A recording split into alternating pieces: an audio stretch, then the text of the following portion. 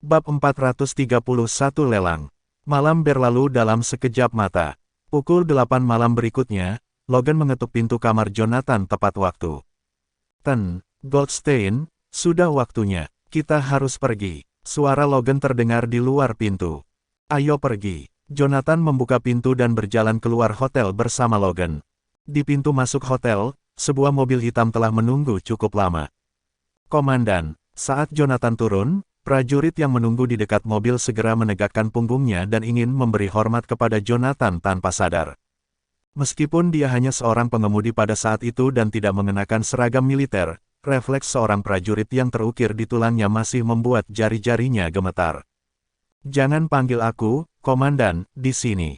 Tidak ada komandan di sekitar, hanya Goldstein yang ada di sini, Jonathan mengingatkan dengan suara rendah. Setelah mendengar kata-katanya, prajurit itu segera tersadar dan membukakan pintu mobil untuk Jonathan. Tolong, Tuan Goldstein. Oke, Jonathan mengangguk, lalu masuk ke mobil.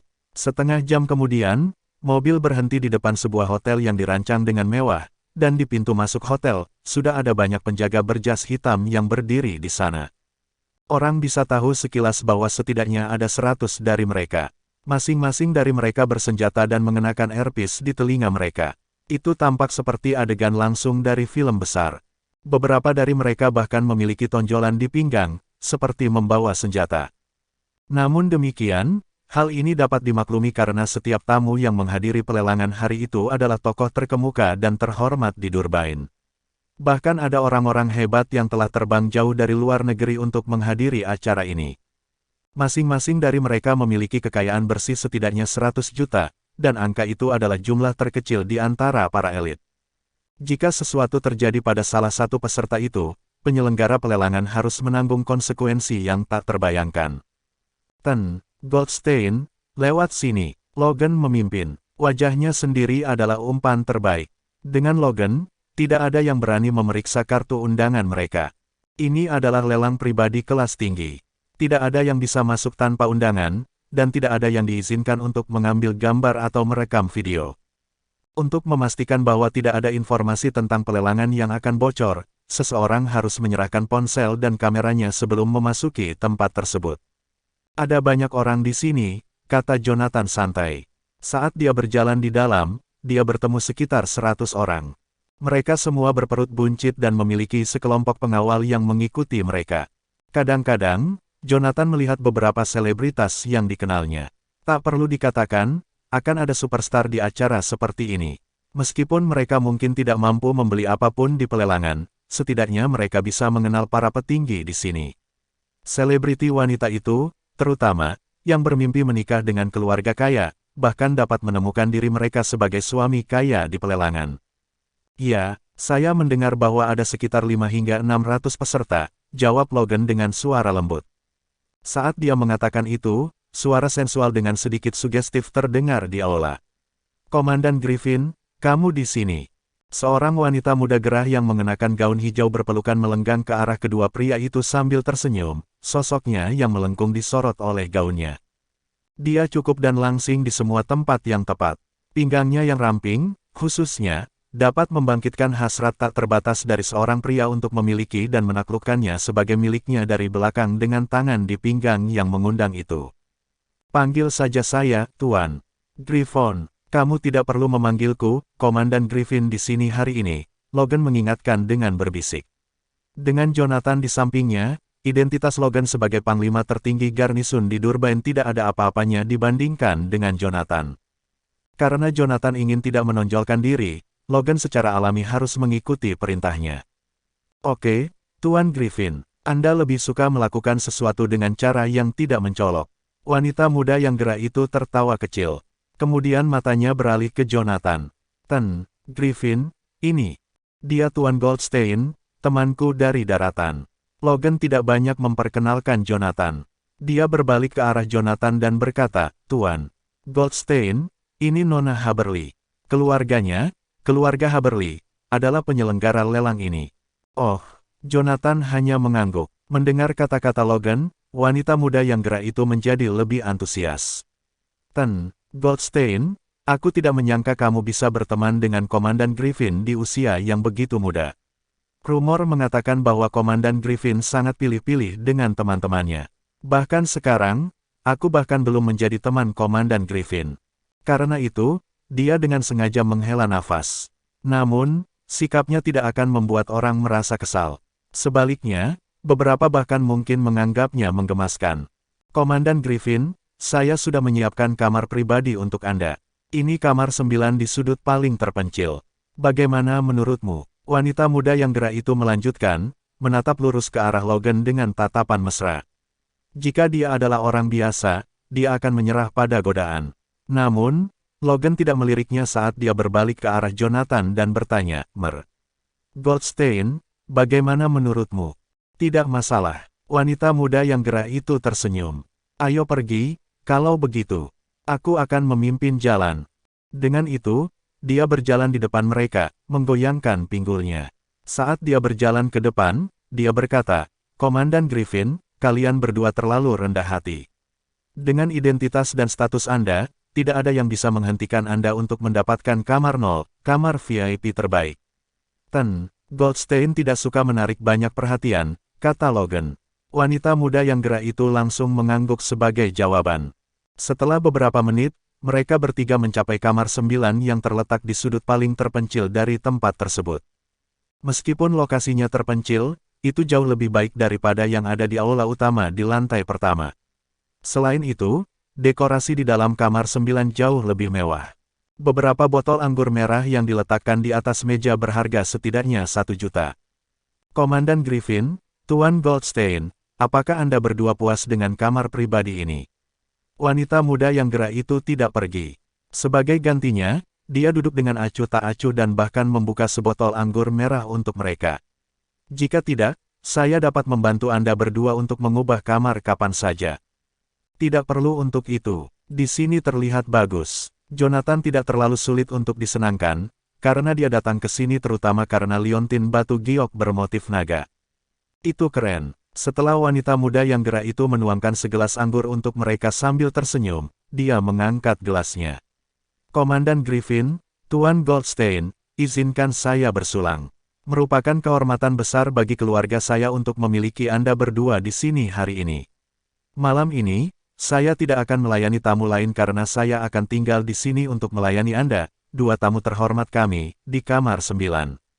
Begitu dia mengatakan itu, dia menenggak segelas anggur. Bab 432 100 juta tidak dapat disangkal bahwa wanita muda yang gerak itu sempurna dalam hal penampilan, ucapan, dan cara menangani masalah. Dia adalah putri tertua dari keluarga Haberly. Kalimat terakhir yang dia ucapkan beberapa saat yang lalu terdengar mengundang ke telinga pria manapun. Selain itu, dia seksi dan menarik. Jonathan menyesap anggur dan menolaknya dengan nada santai, tidak, terima kasih. Anda dapat mengurus masalah Anda. Aku akan baik-baik saja di sini. Saya di sini di Durbain untuk liontin giok, bukan untuk bertemu pewaris keluarga Haberly. Meskipun dia seksi, itu tidak ada hubungannya denganku. Saya, Jonathan Goldstein, bukan pria yang lupa cara berjalan saat melihat wanita cantik. Dan saya tentu tidak ingin melakukan perbuatan itu dengan wanita cantik manapun yang saya temui. Itu tidak akan berhasil. Wanita muda yang gerak itu berseri-seri. Bagaimana jika kamu dan Komandan Griffin memiliki beberapa kebutuhan yang harus dipenuhi? Kata-katanya ambigu. Orang bisa salah mengerti apa yang dia maksudkan. Namun, Jonathan bertindak seolah-olah dia tidak menangkap apa yang dia sarankan secara diam-diam. Dia hanya melambaikan tangannya sebagai tanda pemberhentian dan berkata, saya akan memberitahu server jika kami membutuhkan Anda. Wanita muda pengap itu hendak mengatakan sesuatu ketika Logan memotongnya. Lakukan apa yang dikatakan Goldstein. Tentu, aku akan pergi, kalau begitu. Jika Anda berdua membutuhkan sesuatu, Anda dapat meminta saya. Tidak ada jejak rasa malu di wajahnya saat dia pergi. Dia bahkan mengedipkan mata pada Logan sebelum dia keluar dari ruangan, tetapi saat dia melangkah keluar, sorot matanya berubah drastis. Dia merasa sedih dan agak sedih. Sebagai putri tertua dari keluarga Haberly, dia tidak pernah menawarkan dirinya kepada pria lain. Ada banyak pria yang mengejar saya, namun, saya diusir dari ruangan oleh Tuan Goldstein. Jika bukan karena kejadian barusan, dia tidak akan percaya bahwa dia, Sandra Haberly, akan dikeluarkan dari sebuah ruangan. Miss Haberly, tepat ketika tatapannya menjadi dingin, seorang pelayan datang kepadanya dan berkata dengan nada pelan, Miss Haberly, kakakmu ada di sini. Minta dia untuk berperilaku baik dan tidak membuat masalah. Jika dia melakukannya, aku akan membuatnya lumpuh. Ketika Sandra mendengar server menyebutkan adik laki-lakinya, wajahnya menjadi dingin. Adikku benar-benar tidak berguna. Selain menyebabkan masalah, satu-satunya hal yang dia kuasai adalah menjadi playboy. Jika bukan karena fakta bahwa kami memiliki hubungan darah, aku sudah menendang anak hilang ini dari keluarga sejak lama. Keluarga Haberly tidak membutuhkan pecundang. Ya, Miss Haberly, jawab pelayan itu. Dia siap untuk pergi, tetapi ketika dia akan berbalik, Sandra menghentikannya. Tunggu, malam ini, Anda akan berjaga-jaga di pintu kamar 9, dan Anda tidak diizinkan pergi ke tempat lain. Juga, panggil beberapa pelayan yang tampan juga. Tidak peduli apa yang diminta para tamu di kamar 9, Anda dan para pramusaji harus memenuhi kebutuhan mereka. Jika mereka tidak puas, Anda akan dipecat oleh keluarga Haberly. Apakah Anda mendengar saya? Nada bicara Sandra berubah menjadi sangat dingin ketika dia mengucapkan beberapa kata terakhir. Ya, Nona Haberly. Setelah dimarahi oleh Sandra, server berputar dan pergi. Setelah server pergi, ekspresi dingin di wajah Sandra mereda saat dia tersenyum dan menuju kamar 0. Kamar 0 memiliki tamu yang memiliki status kedua setelah Logan. Setengah jam kemudian, sebagian besar tamu telah tiba di venue, dan pelelangan akan segera dimulai. Di aula, banyak orang mulai mengambil tempat duduk mereka. Kecuali beberapa orang dengan status lebih tinggi yang bisa tinggal di kamar pribadi, sisanya hanya bisa di aula.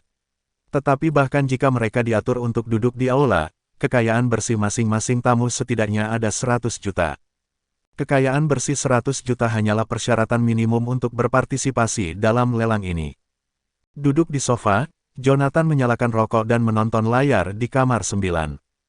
Di layar, seorang juru lelang yang menarik, yang berpakaian minim, terlihat berjalan ke atas panggung dengan mikrofon di tangannya.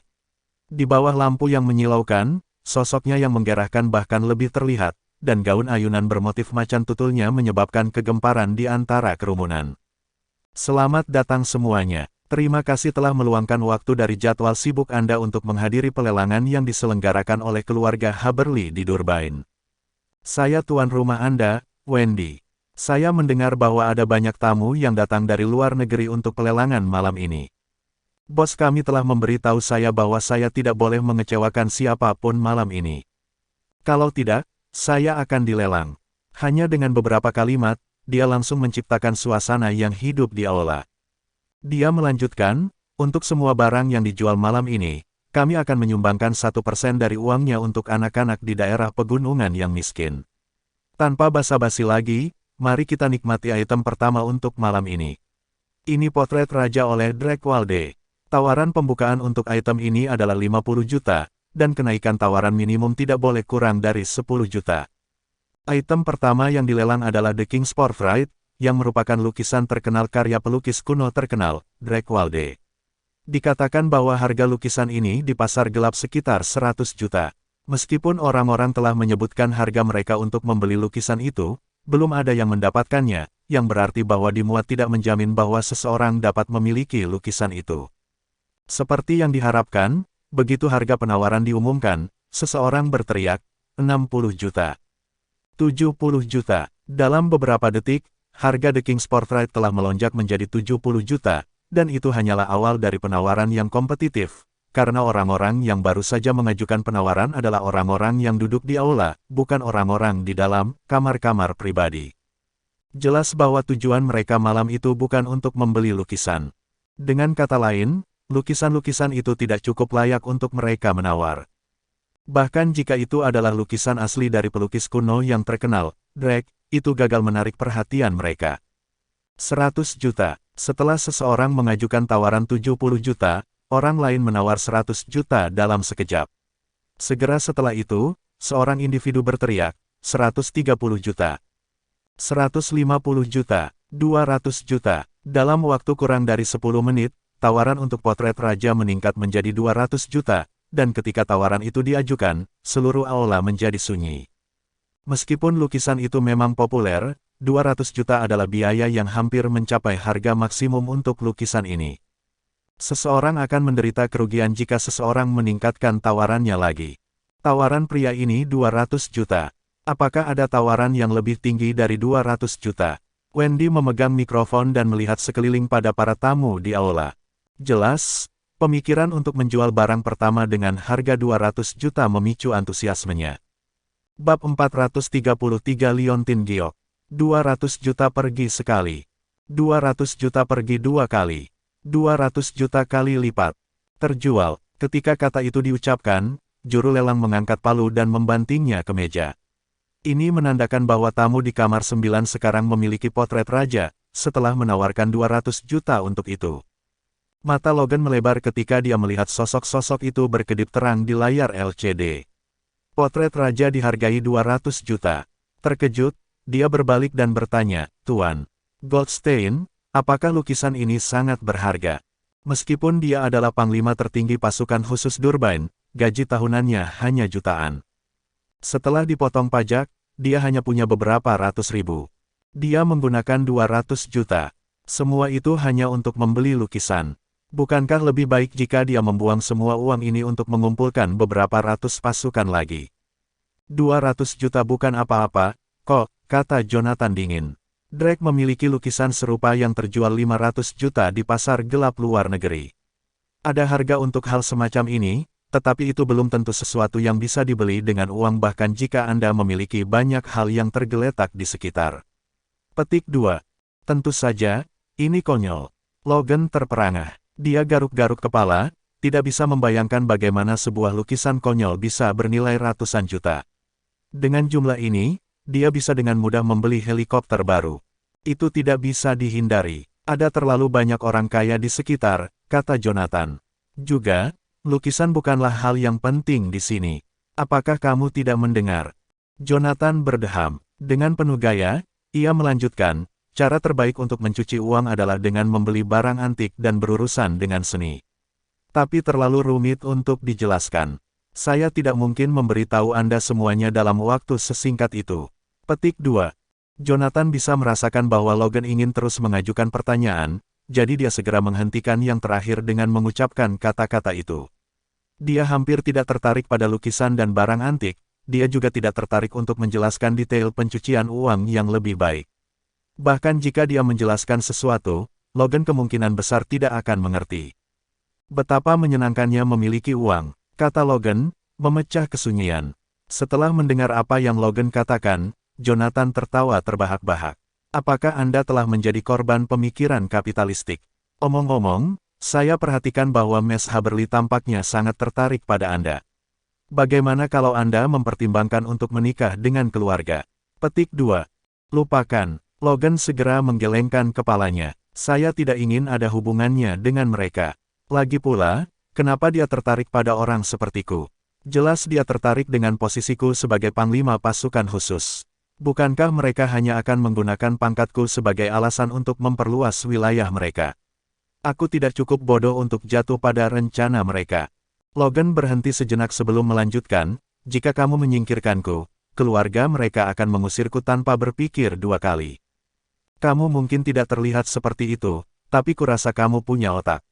Jonathan tidak bisa menahan tawa ketika mendengar ledakan Logan. Mengapa kita tidak menguji teori itu? Saya akan berpura-pura memecat Anda, dan kita akan lihat apakah mereka benar-benar menendang Anda keluar dari kursi yang Anda tempati. Tolong jangan, Tuan Goldstein. Saya tidak berpikir kita harus mencobai takdir. Logan berkeringat dingin atas saran Jonathan. Hanya bercanda. Mari kita saksikan pelelangannya. Jonathan melambaikan tangannya dan memutuskan untuk berhenti bercanda dengan Logan. Dalam sekejap mata, aksinya sudah berjalan lancar.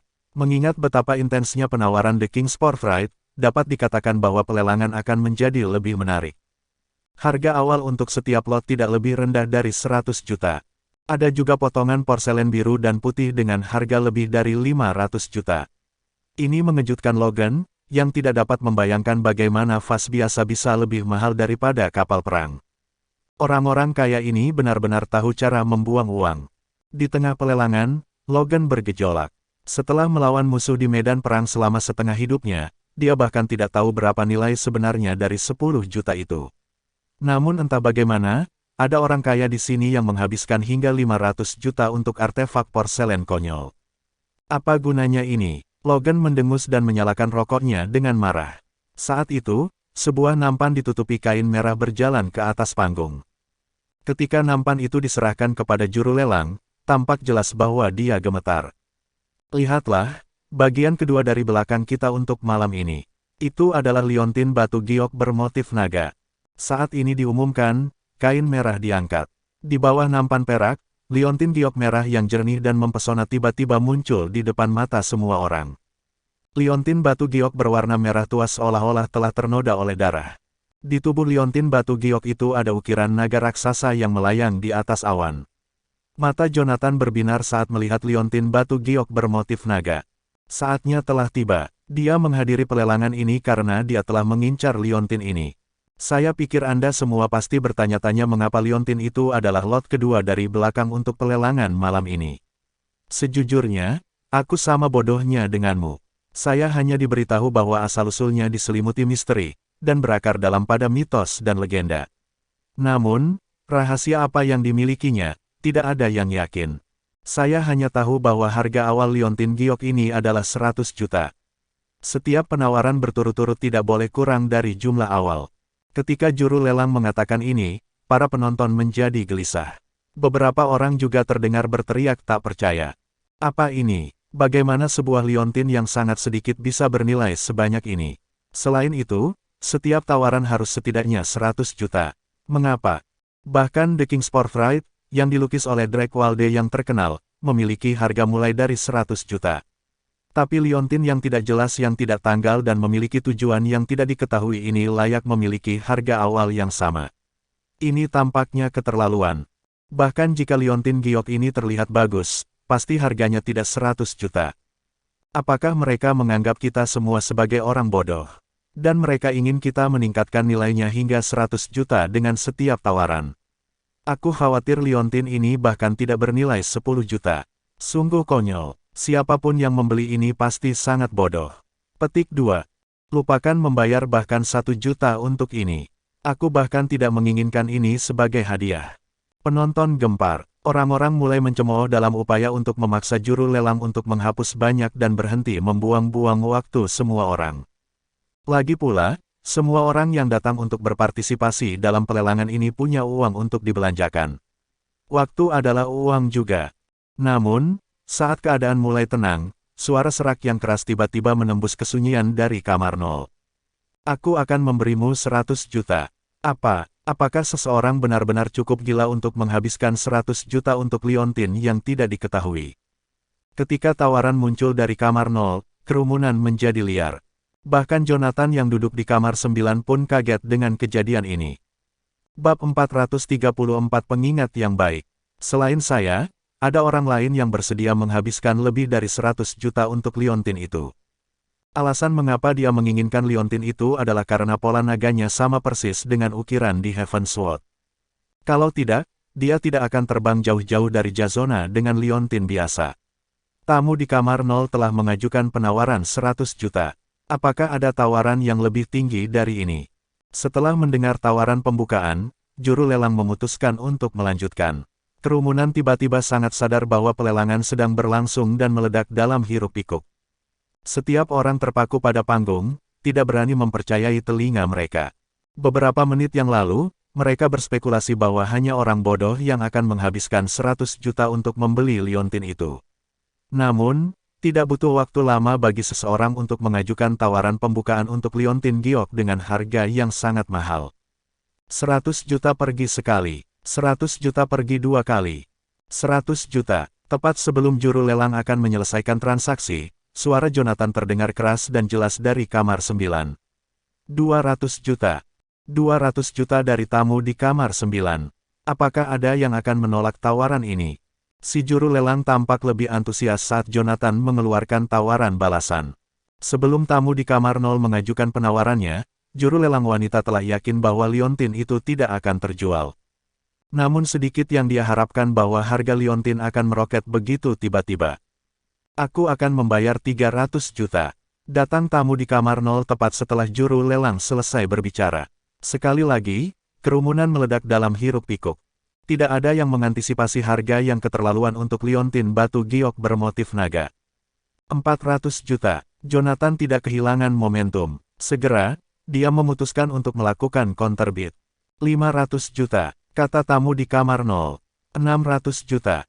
Jonathan tidak ragu kali ini. Dia mati-matian untuk mendapatkan liontin batu giok berpola naga. Dia tidak peduli jika harganya mencapai 1 miliar. Tamu di kamar 9 telah menawarkan 600 juta. Kali ini, bukan hanya penonton yang mulai grogi. Juru lelang juga cukup khawatir. Juru lelang wanita telah memimpin banyak lelang dan telah melihat banyak orang dengan banyak uang. Namun, ini adalah yang pertama dalam karirnya.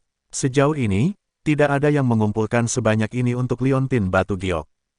Ini 600 juta, bukan 6 juta. 600 juta bukanlah jumlah uang yang kecil di Durbain. Kemungkinannya hampir tak terbatas. Seseorang dapat membeli villa, helikopter, atau bahkan kapal pesiar. Jumlah itu juga bisa membayar untuk 10 model dan 2 selebriti papan atas dengan sisa uang. Namun, tamu ini bersedia menghabiskan 600 juta untuk liontin batu giok. Apakah ada penawaran yang lebih tinggi dari 600 juta? Tanya juru lelang wanita setelah mengangkat mikrofon lagi, dengan kedok berbicara kepada orang banyak. Namun, untuk mata yang jeli, itu cukup jelas diarahkan pada tamu di kamar 0. Aku benar-benar tidak menyangka seseorang akan membayar 600 juta untuk mengambil liontin giok bermotif naga ini dariku. Tiba-tiba, suara serak datang dari kamar 0. Serius? Jika saya tidak tahu tujuan sebenarnya dari liontin itu, saya bahkan tidak akan membayar 1 juta untuk ini. Yang sedang berkata, saya penasaran. Mengapa Anda membeli liontin ini, kamar 9? Apakah karena liontinnya cantik? Atau apakah menurut Anda batu giok itu berkualitas baik? Jika Anda tidak tahu untuk apa liontin itu, saya ragu Anda bahkan mau membayar 600 juta untuk itu. Tamu dari kamar 0 telah memutuskan untuk memecah kesunyian. Alih-alih meminta tawaran lain, dia memilih untuk berbicara dengan orang yang menempati kamar 9. Segera, telinga semua orang tertusuk saat mereka menunggu jawaban dari kamar 9. Mengapa penting jika saya tahu tujuannya atau tidak? Balas Jonathan ringan, menghabiskan 600 juta untuk liontin batu giok yang indah dan membawanya pulang untuk dipajang, apakah itu buruk? Semua orang tercengang. Apakah saya mendengarnya dengan benar? Dia menghabiskan 600 juta untuk pajangan rumahnya. Kerumunan meledak ke dalam obrolan bersemangat sekali lagi. Kamar 9, apakah kamu bertekad untuk berjuang sampai akhir untuk bagian ini? Suara dari kamar 0 tiba-tiba menjadi dingin. Namun, saya ingin memberi Anda peringatan yang baik.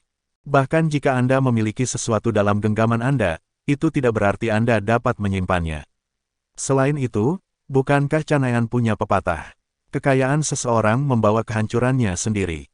Saya sarankan mempertimbangkan kembali ini dengan sangat hati-hati. Jika Anda tidak dapat menyimpan ini dalam kepemilikan Anda dan akhirnya kehilangan hidup Anda, maka apakah itu benar-benar layak? Ini tidak lain adalah ancaman terselubung.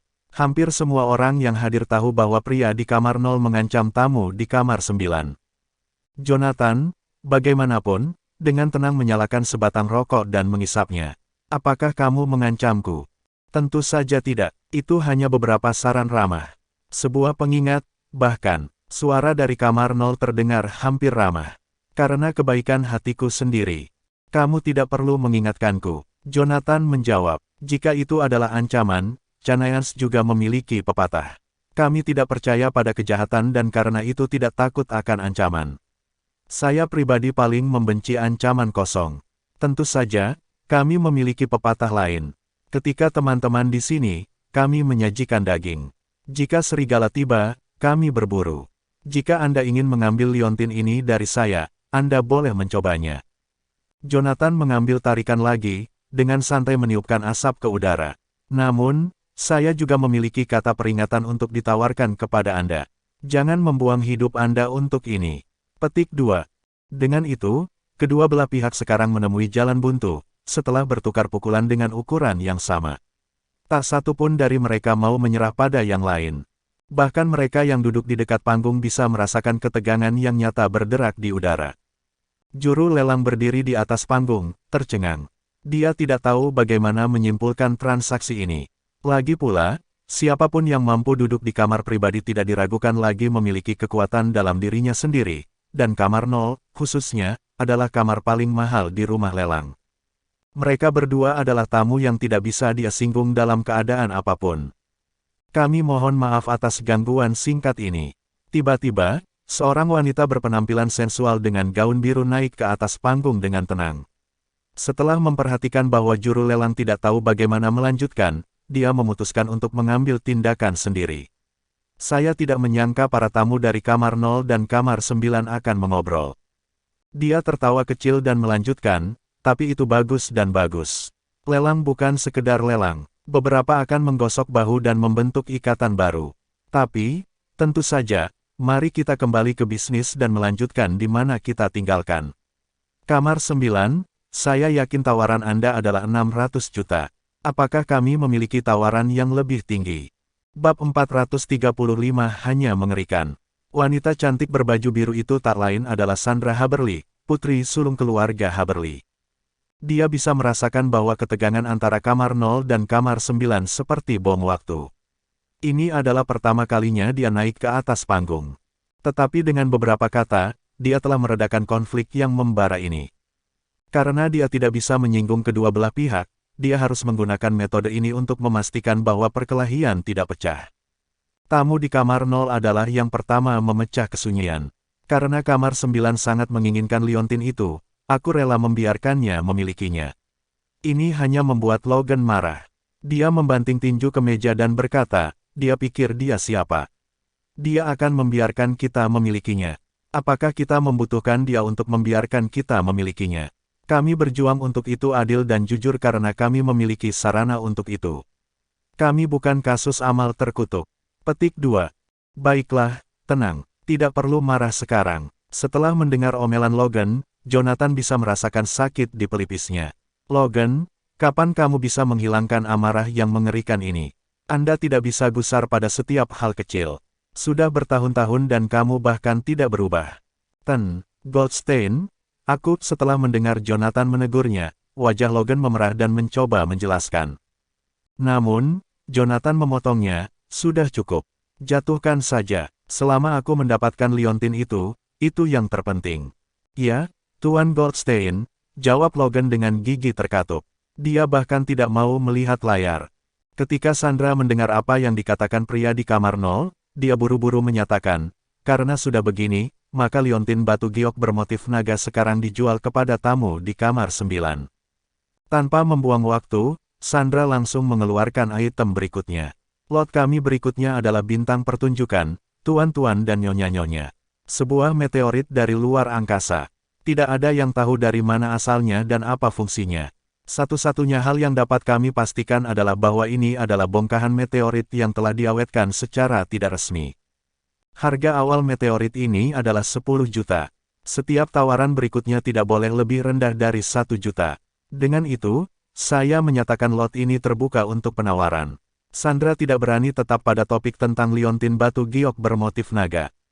Dia tahu betul bahwa memikirkan masalah itu lebih mungkin untuk mengaduk panci dan memulai perkelahian jika dia tidak berhati-hati. Jika itu meletus, itu akan menjadi pertarungan yang tidak mampu dilakukan oleh rumah lelang. 20 juta. Tepat ketika Sandra selesai berbicara, pria dengan suara serak dari kamar 0 berbicara lagi. 20 juta. Tamu di kamar 0 telah menawar 20 juta. Apakah saya mendengar tawaran untuk lebih? Sandra memegang mikrofon dan menatap penonton. Dibandingkan dengan juru lelang sebelumnya, Sandra tampaknya berada di elemennya. 30 juta. Suara Jonathan kemudian terdengar memanggil sosok yang lebih besar dari kamar 9. Penonton tercengang, begitu pula Sandra. Tampaknya pertikaian lain akan segera terjadi.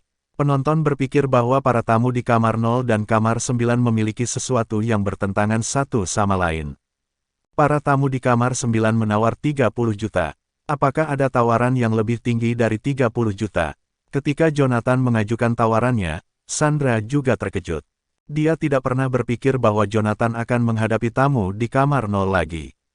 50 juta. Begitu tamu di kamar 0 membuka mulut mereka menawarkan 50 juta seolah-olah itu adalah uang receh untuk mereka. Kami memiliki tawaran untuk 50 juta. Sandra bisa merasakan merinding dan keringat dingin terbentuk. Sepanjang penawaran, dia hanya memikirkan satu hal. Aku mohon padamu, berhentilah berebut ini. Saya lebih suka tidak menangani transaksi ini.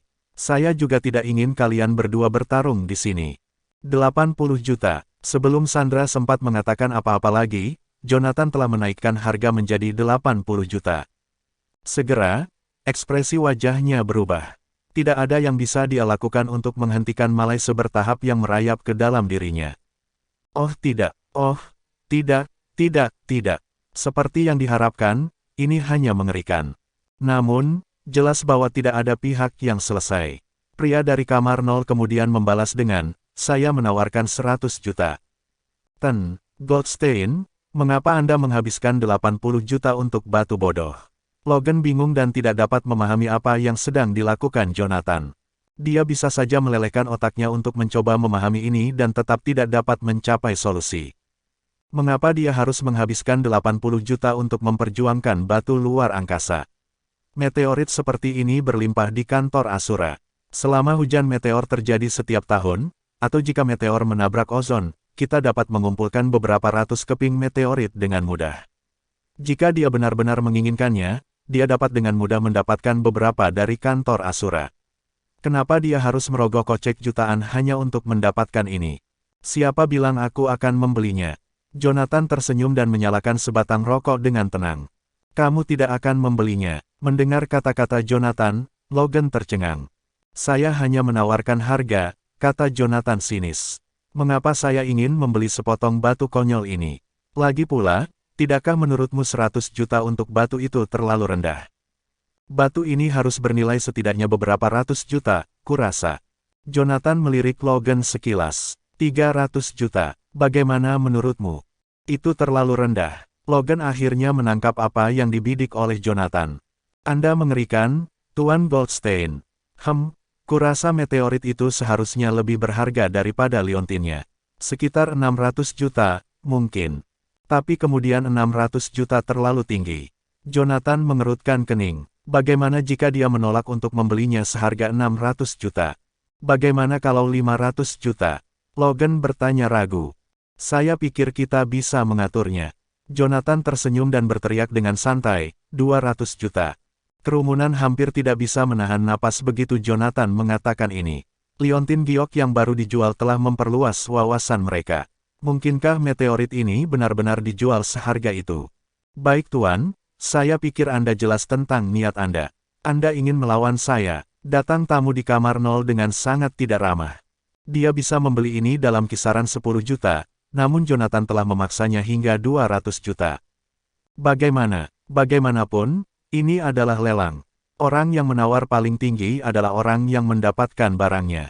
Jika Anda tidak mampu membayar ini, bolehkah saya menyarankan agar Anda kembali ke negara Anda? Jonathan cemberut. Di Canaya, Anda melakukan seperti yang kami lakukan. 200 juta adalah tawaran saya. Apakah Anda akan melawan ini? Jika tidak, maka meteorit ini akan menjadi milikku. Bab 436 bayar harganya. Itu adalah provokasi yang terang-terangan. Bahkan penonton yang duduk di aula bisa merasakan provokasi yang datang dari kamar 9. Pada saat itu, sebuah suara marah terdengar dari kamar 0. Aku akan menawarkan 200 juta. Silakan dan tambahkan jika Anda cukup mampu. Mari kita lihat berapa banyak yang bisa kamu kumpulkan untuk potongan meteorit ini. Karena kamu bilang begitu, maka aku tidak akan mengecewakanmu. Jonathan tersenyum tipis. 200 juta, saya akan menawarkan 300 juta. Sama seperti itu, harganya dinaikkan 100 juta. Seketika, hampir semua orang yang hadir mengalihkan perhatian mereka ke kamar 0. Tamu di kamar 9 telah bergerak. Saya ingin tahu apakah tamu di kamar 0 akan menawarkan harga yang lebih tinggi. 400 juta, Jonathan langsung meraung, 500 juta, 600 juta, 700 juta. Segera, harga meteorit itu mencapai 700 juta. Kerumunan menjadi hiruk-pikuk begitu Jonathan menawarkan harga 700 juta. Tidak ada yang membayangkan bahwa batu biasa akan mencapai nilai 700 juta. 700 juta, ini bukan 700 atau 7 juta. Sekarang, nilainya 700 juta. Dengan 700 juta, seseorang dapat dengan mudah membelanjakannya untuk selebriti wanita terkenal dan model cantik. Tidak hanya itu, dia juga bisa membeli beberapa villa dan bahkan kapal pesiar dengan itu. Mengapa seseorang menggunakan uang sebanyak itu untuk batu? Tamu kita dari kamar 9 menawar 700 juta. Apakah ada orang lain yang ingin menawarkan harga yang lebih tinggi? Sementara itu, di atas panggung, Sandra nyaris tidak bisa mengontrol emosinya. 700 juta, itu yang pertama untukku. Saya telah mengatur banyak lelang, tetapi saya belum pernah melihat barang apapun yang ditawarkan lebih dari 500 juta. Tawaran berlebihan pada batu itu telah memberinya perspektif baru tentang karirnya. Sepertinya kamu menantangku malam ini, anak muda. Jika kamu bersikeras, maka aku akan bermain denganmu sepanjang malam. Tamu dari kamar 0 berteriak marah saat mendengar harga terbaru yang ditawarkan oleh Jonathan. 800 juta, mari kita lihat berapa banyak lagi yang bisa Anda tawarkan malam ini. Saya akan mendapatkan meteorit itu hari ini terlepas dari berapa banyak yang bisa Anda tawarkan. Petik 2. Apakah itu? Jonathan terkekeh mendengar ucapannya. Kalau begitu, aku akan menawar 900 juta. 1 miliar. Tamu di kamar 0 menolak untuk menyerah dan meminta tawaran yang lebih tinggi. Seolah-olah dia telah kehilangan rasionalitasnya. 1 miliar. Sandra kaget begitu mendengar nomor itu. Sebelum pelelangan, dia tidak pernah menyangka nilai meteorit itu akan mencapai 1 miliar. 1 miliar dari kamar 0. Apakah ada yang lebih tinggi? Sandra menatap kamar 9 tanpa sadar saat pikiran mulai muncul di benaknya. Sekarang, hanya Tuan Goldstein misterius dari kamar 9 yang bisa melawannya. Di bawah panggung, tidak ada apa-apa selain keheningan. Semua orang menunggu Jonathan menaikkan tawaran. Meski begitu, Jonathan hanya bungkam. Dia tampak seolah-olah dia tidak punya niat untuk membuat tawaran lain lagi. 1 miliar sudah cukup, karena kamu sangat menginginkan potongan meteorit itu, maka itu semua milikmu sekarang. Apa? Kamar 9 menyerah. Setelah mendengar kata-kata Jonathan, orang banyak tersentak kaget. Secara bersamaan, sedikit kekecewaan melintas di beberapa mata mereka. Mereka mengira pertunjukan akan terus berlanjut. Namun mereka tidak menyangka bahwa Jonathan akan menyerah semudah itu. Karena tidak ada yang mau menaikkan harga, maka tamu di kamar 0 akan mengambil meteorit itu. Sandra menyatakan tanpa ragu-ragu, takut tamu dari kamar 0 akan kembali pada kata-katanya. Dia mengangkat palu, menutup tawaran. Dengan itu, tamu di kamar 0 secara resmi mengambil alih kepemilikan meteorit itu. Tamu di kamar 0 mendengus. Huff. Tidak mungkin kamu bisa menang melawanku. Kamu terlalu muda. Meskipun suaranya tidak keras, kata-katanya sangat jelas. Semua orang di sana bisa mendengar apa yang baru saja dia katakan. Aku tidak pernah menyebutkan bahwa aku ingin menang melawanmu. Jonathan tidak terpicu oleh kata-katanya. Sebagai gantinya, dia tertawa kecil dan menjawab, bukan niat saya untuk memenangkan meteorit sejak awal. Faktanya, saya sengaja menaikkan harga penawaran menjadi 900 juta sehingga Anda akan menghabiskan lebih banyak uang untuk itu. Petik 2. Dia melanjutkan, membeli meteorit hanya dengan 100 juta. Bagaimana saya bisa membiarkan Anda memiliki meteorit itu dengan mudah? Tambahan 900 juta yang Anda bayar adalah harga yang Anda bayar karena tidak menghormati Canaya. Petik 2. Seketika, kata-katanya menyebabkan kegemparan di antara kerumunan. Siapa yang mengira bahwa Jonathan telah mempermainkan tamu di kamar 0 beberapa waktu yang lalu? Itu membuktikan bahwa trik Jonathan berhasil, karena yang terakhir telah berhasil ditipu olehnya.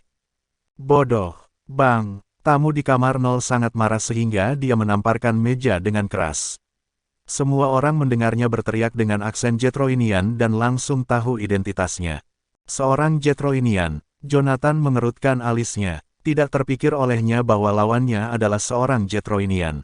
Merasa bahwa konflik akan terjadi dalam waktu dekat, Sandra dengan cepat mengumumkan, waktu sangat cepat. Lelang malam ini resmi berakhir. Untuk penawar kami yang berhasil, mohon tunggu sebentar. Staf kami akan menyerahkan barang Anda kepada Anda. Sementara itu, Kepada penawar lainnya, kami selalu menyambut Anda untuk menawar dalam lelang kami yang akan datang. Pengumuman Sandra menandai berakhirnya lelang. Semua orang enggan untuk pergi tetapi dibiarkan tanpa pilihan. Usai acara, Sandra dengan cepat turun dari panggung. Dia ingin menuju ke kamar 0 untuk menghibur tamu. Ketika dia hendak berdiri, dia diinterupsi oleh seorang pria muda. Dia berjalan di belakangnya dan bersuara, "Sandra, apa yang kamu lakukan di sini?" Melihatnya, Sandra mengerutkan kening dalam-dalam. "Sandra, siapa tamu dari kamar 0 dan kamar 9?" Pemuda itu bertanya dengan santai. "Jangan jadi orang yang sibuk." Sandra tidak menjawabnya dan mengubah topik pembicaraan. "Apakah kamu butuh sesuatu? Apakah kamu akan melihat mereka?" Pria muda itu tidak sedikit terganggu oleh jawabannya. Sebagai gantinya, dia bertanya dengan nakal, "Jika demikian, bisakah kamu membawaku juga?" Bab 437 Misalov marah, "Mengapa kamu pergi ke sana?" Sandra mengerutkan kening. Dia tahu persis bagaimana adiknya. Dia adalah seorang playboy dengan niat buruk. Dengan kata lain, dia melakukan semua yang akan dilakukan orang yang hilang. "Apakah saya tidak akan mencari masalah jika saya membawanya untuk bertemu dengan klien di kamar 0 dan 9? Sandra, saya hanya mencoba memperluas wawasan saya untuk melihat seperti apa foto-foto besar yang murah hati itu," kata Miles sambil tertawa. Dia tidak berani bertingkah seperti anak manja dan kaya di depan Sandra. "Aku tahu dia tidak membelinya. Jika aku membuatnya marah, mungkin saja dia akan mengeluarkanku dari keluarga Haberly." Orang yang paling berharga dalam keluarga Haberly saat itu adalah Sandra, putri tertua, bukan dia. "Jangan khawatir, Sandra. Saya akan menghindari masalah. Saya berjanji, saya hanya akan bertemu mereka dan menyapa," katanya. Melihat bahwa dia jelas tidak membelinya, dia segera memainkan kartu sentimen dan melanjutkan, "Ayo, Sandra. Bisakah Anda membiarkan saya memperluas wawasan saya? Bukankah ayah selalu memintamu untuk membiarkanku memperluas pandanganku? Tolong bawa aku bersamamu." Hati Sandra jelas melunak saat melihat Sandra memohon. Bagaimanapun, dia adalah adik kandungnya. Setelah ragu-ragu selama beberapa detik, Sandra akhirnya mengangguk. "Oke, Anda dapat bertemu dengan mereka tetapi ingat untuk memperhatikan apa yang Anda katakan. Anda sebaiknya tidak mengatakan atau menanyakan apapun yang tidak seharusnya Anda lakukan. Kalau tidak, aku tidak akan bisa menyelamatkanmu jika kamu membuat mereka marah. Jangan membuatku takut, Sandra. Apakah ada orang di Durbain yang tidak berani Anda ajak main-main?" Ketika dia mendengar apa yang dia katakan, dia tidak bisa mempercayainya. "Apakah kamu bercanda? Keluarga Haberly adalah kepala dari 4 keluarga terkemuka di Durbain. Selain kantor gubernur dan panglima tertinggi pasukan khusus Durbain yang legendaris, siapa lagi yang perlu kita takuti?" Sandra memberinya tatapan dingin. "Aku tidak bercanda. Jika Anda tidak ingin mati, Anda sebaiknya memperhatikan apa yang Anda katakan. Jika tidak, Anda sebaiknya menerima konsekuensinya sendiri. Jangan seret keluarga kami ke dalam kekacauanmu." Setelah mengatakan itu, dia berbalik dan berjalan pergi. Ketika Miles mendengar apa yang dia katakan, dia terkejut sesaat sebelum dia mengikutinya dengan tergesa-gesa. Namun, ketika Sandra sedang menaiki tangga, seorang pria Jetroinian berkumis kecil, yang mengenakan pakaian tradisional negaranya, membanting meja dengan ekspresi marah. "Demon itu, beraninya bintang B itu Canayan menipu saya. Di mana dia? Aku ingin melihatnya."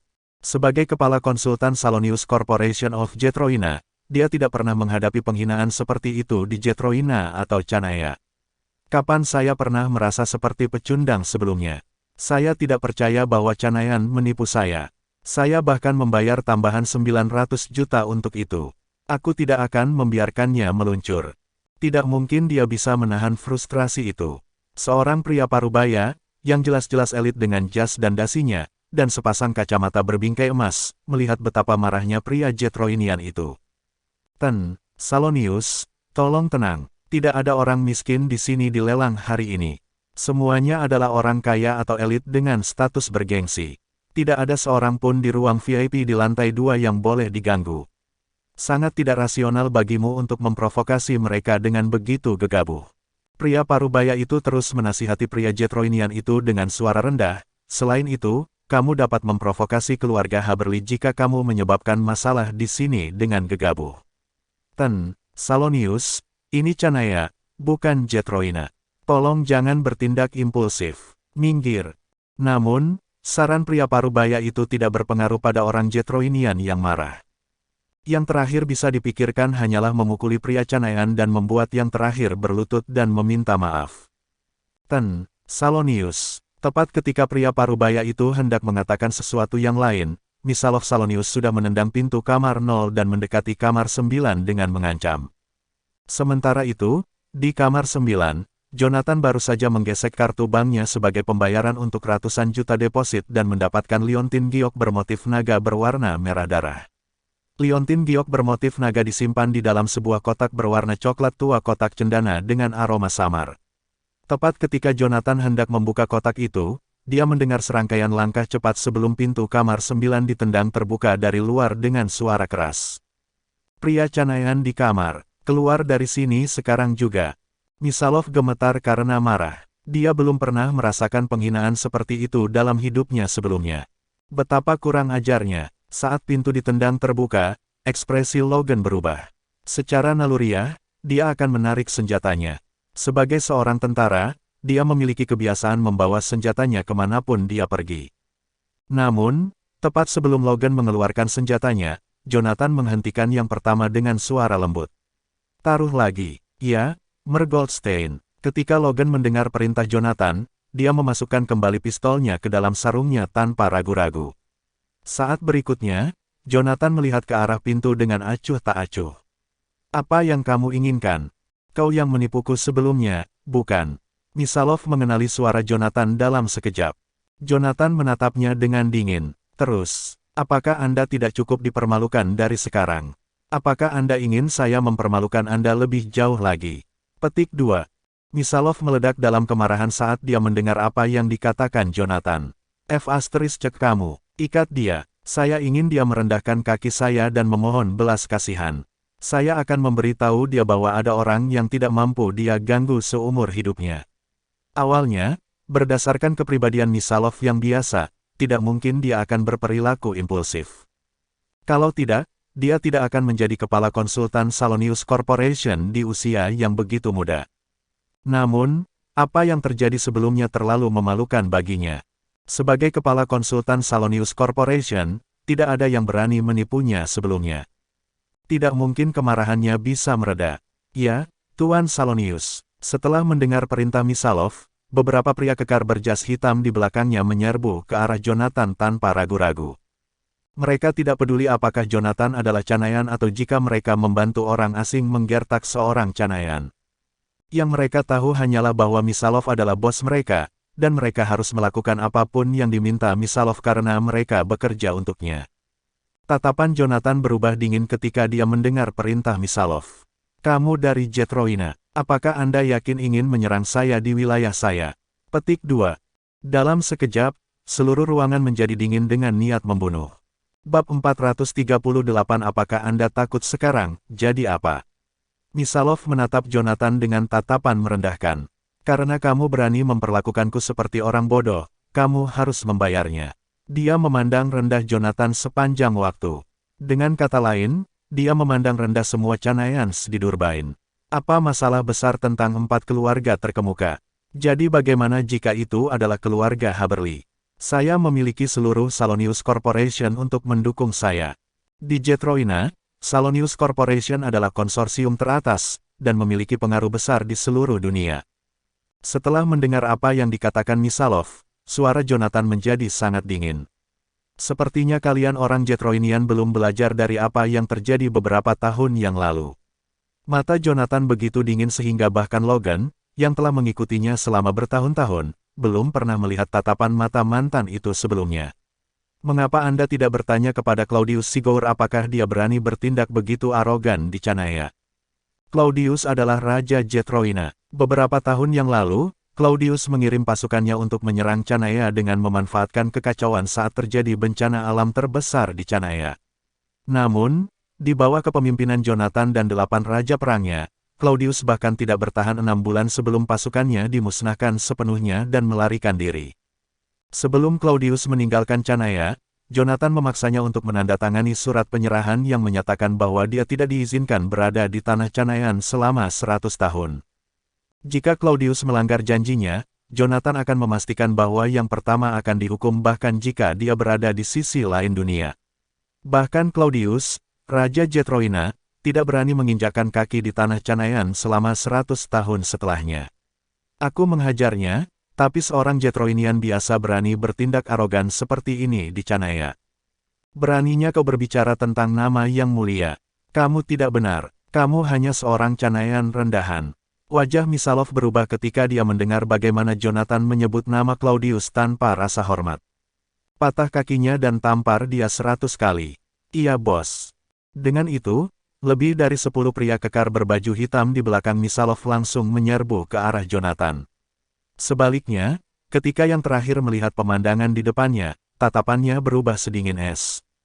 Itu semua karena orang-orang rendahan yang tidak tahu berterima kasih sepertimu sehingga sebuah pulau kecil seperti Jetroina berani mengirim pasukan untuk menyerang negaraku. Saya tidak berharap Anda lupa ketika baru beberapa tahun sejak kekalahan negara Anda. Setelah itu, Jonathan tidak ingin mengatakan apa-apa lagi kepada Misalov. Oleh karena itu, yang pertama menatap lurus ke arah Logan dan berkata, kamu punya waktu 10 menit untuk membungkam anjing gila ini. Apakah kamu mengerti? Mata Logan menjadi dingin saat dia mendengar perintah Jonathan.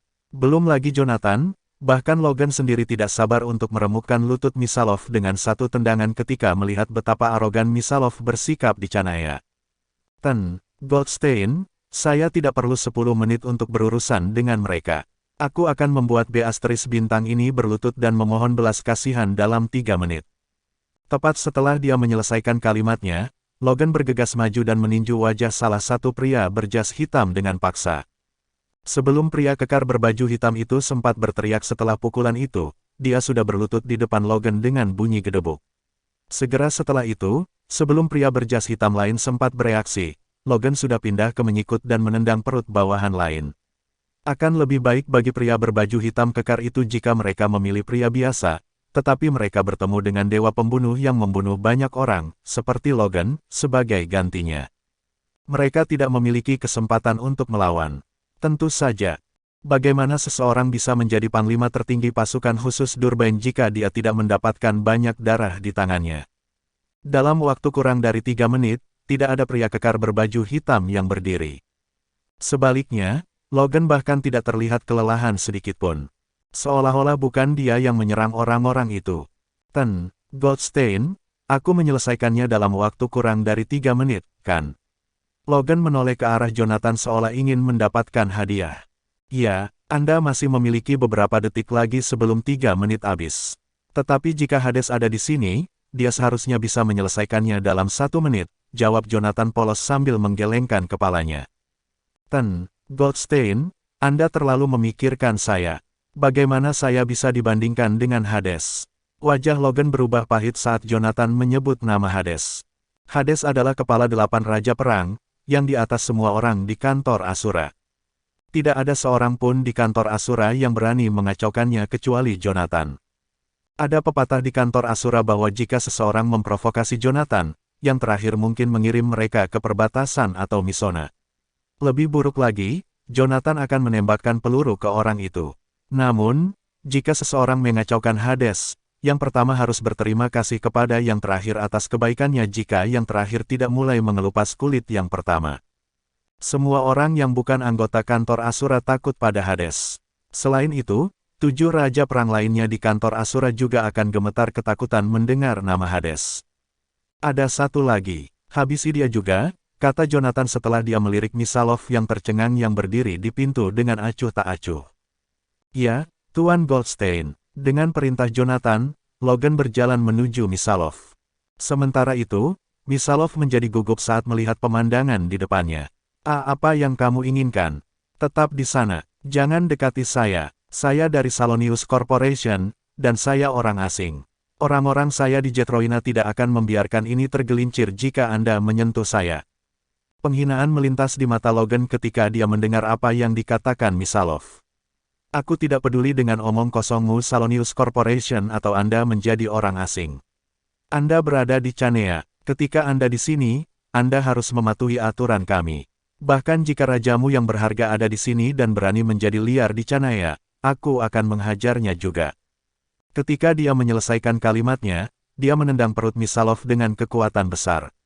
Misalov bahkan tidak bisa bereaksi tepat waktu dan berlutut di depan Logan.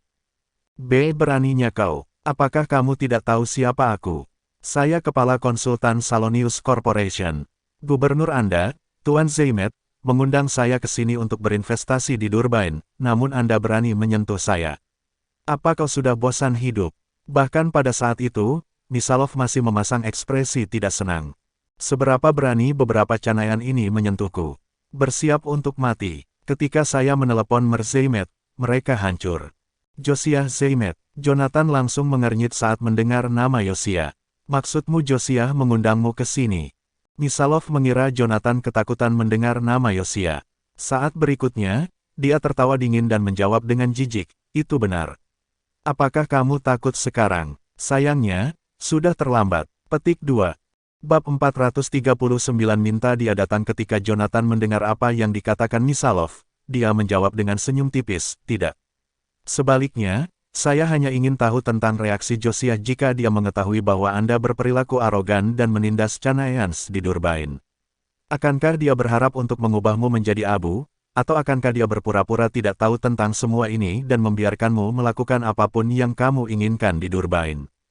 "Ah, bukankah kamu bilang kamu ingin meneleponnya? Lanjutkan, minta dia untuk datang. Saya tak sabar untuk melihat bagaimana dia akan menjelaskan ini." "Apa?" Dia ingin Zaymet menjelaskan padanya. Misalov tidak bisa menahan tawa dingin ketika dia mendengar itu. "Kamu pikir kamu siapa? Beraninya kau memintanya untuk memberimu penjelasan, tamparan." Sebelum Misalov berhasil menyelesaikan kalimatnya, Logan menamparnya. Dalam sekejap, tanda segar, merah, 5 jari muncul di wajahnya. "Lakukan saja apa yang diperintahkan. Berhenti menyemburkan omong kosong. Jika kata hinaan lain keluar dari mulutmu, percaya atau tidak, aku akan mencabik-cabik mulutmu." Logan membentak Misalov sambil menatap Misalov dengan dingin. Tunggu saja." Mata Misalov memerah karena marah setelah Logan menamparnya. Dia belum pernah mengalami penghinaan seperti itu sebagai kepala konsultan Salonius Corporation. Dengan itu, Misalov mengeluarkan teleponnya dan memutar nomor tanpa ragu-ragu. Setelah beberapa waktu, suara serak yang agak tua terdengar dari telepon. "Halo, Zaymet, ini Misalov Salonius. Tolong selamatkan saya." Misalov berteriak cemas saat Josiah mengangkat. Suara Josiah sedikit berubah ketika mendengar suara Misalov. "Salonius, apa yang terjadi? Harap tenang dan berbicara perlahan." Misalov terdengar lebih percaya diri setelah Josiah mengangkat. Zaymet, 2 Canayan mengeroyokku di pelelangan. Anda sebaiknya menangani ini dan membuat mereka membayar, atau Salonius Corporation tidak akan membiarkan ini meluncur. Selain itu, saya akan melaporkan ini ke kedutaan juga. Ketika saatnya tiba, dan jika masalah ini tidak diselesaikan dengan baik, itu akan menjadi masalah internasional. Tolong tenang, Tuan Salonius. Apakah Anda mengatakan 2 Canayan mengeroyok Anda? Apa yang sebenarnya terjadi? Tolong beritahu saya secara detail. Seperti yang diharapkan dari gubernur, Josiah tetap tenang bahkan ketika Misalov ingin mengubah masalah ini menjadi masalah internasional. "Bukankah aku sudah cukup jelas? 2 Canayan tiba-tiba memukuliku tanpa alasan di pelelangan. Selain itu, mereka tidak punya niat untuk meminta maaf dan bahkan ingin saya menelepon Anda. Kemudian, mereka seperti, siapa itu Josiah? Beraninya dia ingin kita meminta maaf. Zaymet, apakah ini cara Anda, orang-orang Canayan, memperlakukan tamu Anda? Apakah ini lingkungan investasi di Durbain? Jika ini masalahnya, saya akan menarik kembali apa yang saya katakan sebelumnya. Tidak mungkin Salonius Corporation akan berinvestasi di sini." Hanya dalam beberapa kalimat, Misalov telah merancang setiap ancaman yang bisa dia pikirkan yang akan berhasil pada Josiah. Sementara itu, ketika yang terakhir diancam, suara Josiah menjadi sedikit dingin seketika. "Salonius, saya akan memberi Anda dan Salonius Corporation penjelasan yang bagus untuk ini, tetapi Anda tidak perlu mengancam saya dengan investasi. Anda bukan satu-satunya investor yang kami miliki di sini. Jika itu benar-benar kesalahan orang-orang saya saya akan meminta mereka untuk memberi Anda kompensasi dan meminta maaf. Namun, jika kamu yang memulainya, jangan salahkan aku karena kejam. Sebelum Misalov sempat mengatakan hal lain, Josiah menutup telepon. Pada saat yang sama, Misalov mendengus dingin. Tunggu saja, bocah. Tuan Zeymet akan segera datang. Ketika saatnya tiba, Anda akan mendapatkan apa yang pantas Anda dapatkan. Jangan khawatir tentang itu. Aku punya waktu seharian, jawab Jonathan sambil menyalakan sebatang rokok sambil bersantai di sofa.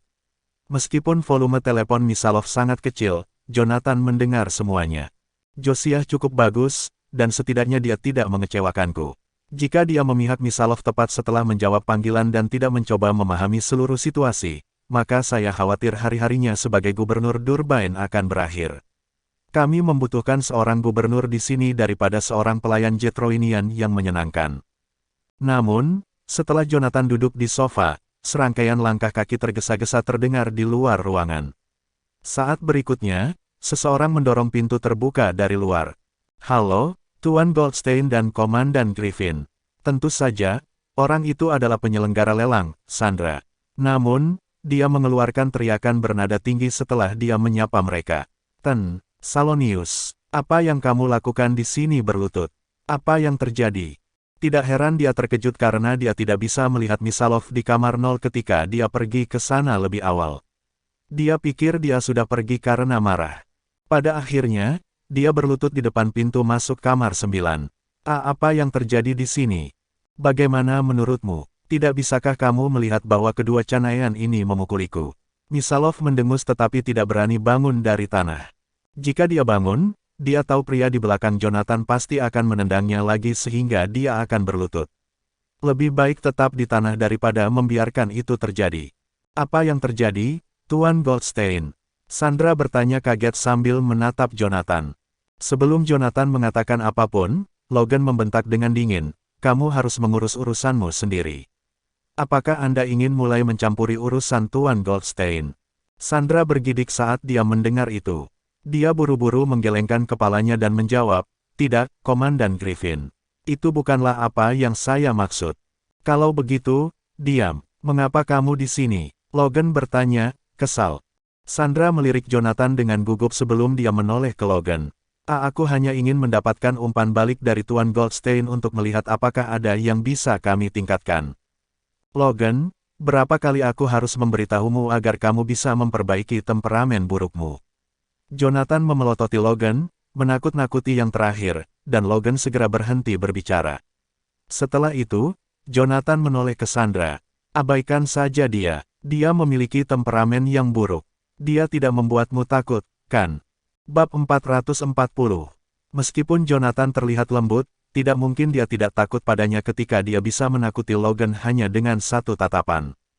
Jonathan mengangguk jelas. Fantastis. Anda tidak perlu khawatir tentang ini. Anda bertanya kepada saya apakah ada sesuatu yang tidak saya sukai di pelelangan sebelumnya, kan? Yah, saya pikir lelang Anda hebat. Aku akan datang lagi lain kali. Terlepas dari nada suara Jonathan yang sangat ramah, Sandra sangat terkejut hingga dia bahkan tidak bisa menggerakkan kakinya. Ketika dia melihat pemandangan di depannya, dia tidak tahu apakah dia harus tinggal atau pergi. Yang ada di lapangan adalah Misalov, kepala konsultan Salonius Corporation dan investor Durbain, yang secara pribadi diundang oleh Josiah. Belum lagi keluarga Haberly, bahkan di seluruh Canaya, hanya ada segelintir orang yang mampu mengacaukan Salonius Corporation. Apakah dia benar-benar harus berpura-pura tidak melihat apa-apa dan pergi begitu saja? Bukankah dia benar-benar menyinggung Misalov? Saat itu, Sandra terjebak dalam dilema. Namun, pada saat itu, Miles tiba-tiba berbicara. Aku tidak percaya kamu masih berani muncul di wilayah keluarga Haberly, bocah. Sandra, itu orang yang memukuliku di kasino beberapa hari yang lalu. Kamu harus membalaskan dendamku. Ketika Miles melihat Jonathan, dia mengenali yang terakhir karena Jonathan telah memukulinya beberapa hari yang lalu di kasino. Saya pikir dia melarikan diri setelah dia memukuli saya. Siapa yang mengira dia datang ke wilayah keluarga saya alih-alih melarikan diri? Bukankah dia sedang mencari kematian? Diam. Ketika Sandra melihat bagaimana Miles menunjuk dan memaki Jonathan, wajahnya langsung pucat pasi.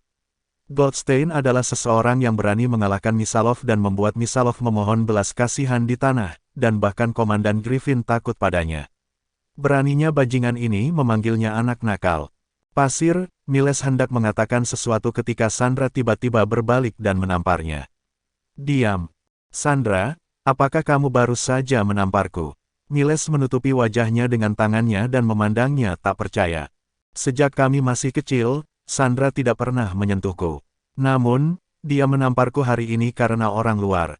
Dia memelototinya dengan marah dan berteriak, aku menahan. Sekarang, berlututlah. Mengapa? Dia menolak untuk menerimanya. Lakukan saja seperti yang aku katakan. Sandra tidak memberinya kesempatan untuk berbicara.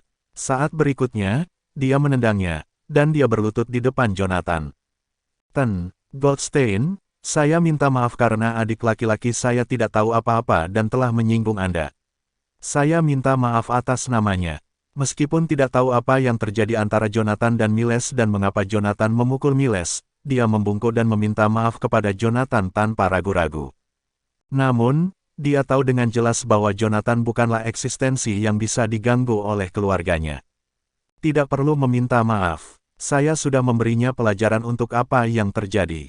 Jonathan mengibaskannya, sama sekali tidak terpengaruh. Baginya, Miles hanyalah orang sombong yang tidak sepadan dengan waktu dan tenaganya.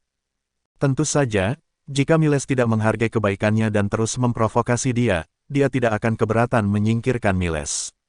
Di mata Jonathan, keluarga Haberly dan pewaris tidak berarti apa-apa baginya. Minta maaf pada Tuan Goldstein. Terlepas dari apa yang dikatakan Jonathan, Sandra tidak berniat melepaskannya sampai Miles meminta maaf. Namun, ketika Miles mendengar apa yang dia katakan, dia bertanya sambil terlihat tidak senang, kamu ingin aku meminta maaf padanya? Dia pikir dia siapa? Dia yang menghajarku, kenapa aku harus meminta maaf padanya? Lagi pula, seharusnya dia yang meminta maaf padaku.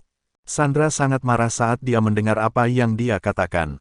Hei, kamu bocah. Apakah Anda mencoba untuk menghancurkan hidup saya? Aku memberitahumu, Miles Haberly, jika kamu tidak meminta maaf kepada Tuan Goldstein hari ini, keluarga Haberly akan memutuskan semua hubungan denganmu. Miles tidak berniat mundur bahkan setelah Sandra mengancamnya. Aku tidak akan meminta maaf padanya. Apa hakmu untuk mengeluarkanku dari keluarga Haberly? Lagi pula, Anda bukan kepala keluarga. Kamu pikir kamu siapa? Aku memberitahu ayah. Mari kita lihat bagaimana dia akan berurusan denganmu ketika dia tahu apa yang terjadi hari ini. Mata Sandra memerah karena marah. Kemudian, dia menamparnya lagi. Berurusan denganku. Anda akan beruntung jika ayah tidak melumpuhkan Anda. Aku akan bertanya padamu untuk terakhir kalinya, Miles. Apakah kamu akan meminta maaf? Tidak, Miles menggertakkan giginya. Dia tidak punya niat untuk menyerah sama sekali, apapun yang terjadi. Saya akan minta maaf jika dia orang hebat yang tidak bisa saya ajak main-main. Tapi dia hanya seseorang yang bisa bermain di lobi. Dia tidak pantas menerima permintaan maafku. Ada apa dengan Sandra, sih? Kenapa dia bersikeras membuatku meminta maaf padanya? Jauh di lubuk hati, Miles memandang rendah Jonathan sepanjang waktu. Baiklah kalau begitu, Anda tidak berencana untuk meminta maaf, bukan? Miles, mulai sekarang, kamu tidak ada hubungannya dengan keluarga Haberly lagi. Keluarga Haberly telah memutuskan semua hubungan denganmu. Tanpa ragu, Sandra telah memutuskan semua hubungan dengan Miles. Setelah itu, dia menatap Jonathan dan membungkuk. Goldstein, meskipun saya tidak tahu apa yang dilakukan saudara lelaki saya yang putus asa dan tidak disiplin untuk menyinggung Anda, atas nama keluarga Haberly, saya dengan rendah hati meminta maaf kepada Anda. Sebagai hukuman, keluargaku akan memutuskan semua hubungan dengan kambing hitam itu dan mengusirnya dari keluarga Haberly. Karena itu, Anda dapat berurusan dengannya sesuka Anda di masa depan. Semua itu tidak akan ada hubungannya dengan keluargaku lagi. Sekarang, saya akan menyerahkan dia kepada Anda, dan Anda dapat melakukan apapun yang Anda inginkan dengannya.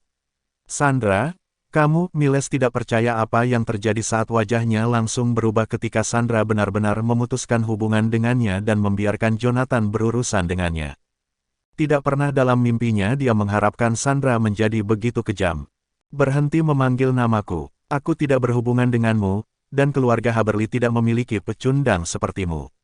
Dia mencibir. Jonathan mengerutkan kening pada pemandangan di depannya, dan ketidaksabaran melintas di matanya. Cukup, kalian berdua, aku tidak tertarik menonton aktingmu. Lagi pula, aku tidak tertarik pada saudaramu atau keluarga Haberly. Bawa saudaramu bersamamu dan segera singkirkan dia dari pandanganku. Bersambung.